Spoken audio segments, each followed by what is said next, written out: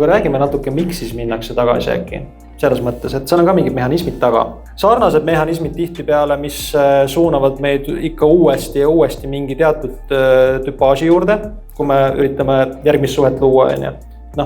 Evolutsiooniliselt on püütud seda seletada niimoodi, et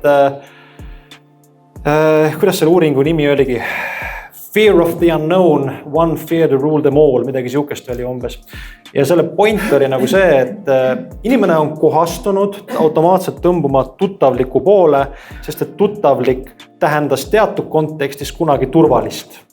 Piltlikult öeldes näiteks enne mustselaal, stepis või metsas ühe ja sama seene söömine oli ohutu, sõid teist seent, võib-olla oli mürgine, surid ära.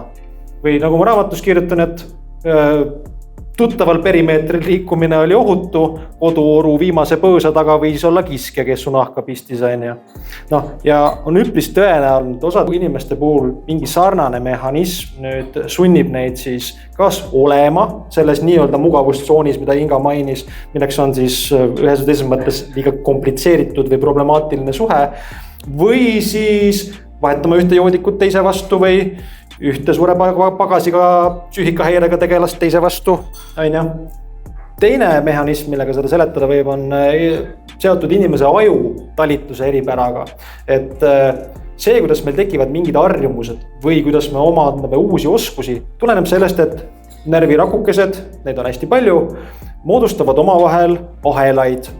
Kui inimene midagi ära õpib, mingi tegevuse, olgu see siis pudeli avamine, kartuli koorimine, ukselingi avamine, auto juhtimine või probleemse partneriga koos olemine, siis need impulsid, neid ahelad pidi hakkavad järjest kergemini liikuma. Nendest ahelatest tekivad omakorda võrgustikud. Ja mida aeg edasi, seda vähem on vaja nende impulsside liikumise ja selle võrgustiku aktiveerumise käivitamiseks uuesti.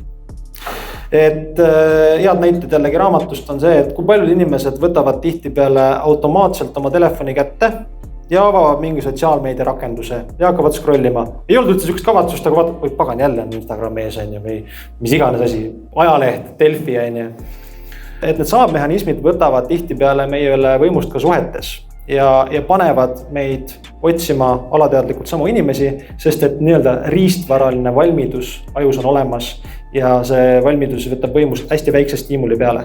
Kui me räägime suhetest, siis see võib olla sarnane näolapp, sarnane hääletool, mingi käitumismuster, liietumisviis ja miski läks jälle käima.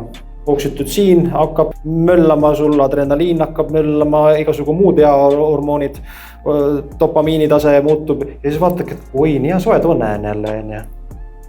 Või siis püsid lihtsalt halvas kohas paigal selles keerulises suhtes. Ja need mehhanisme on veel, millega seda seletada.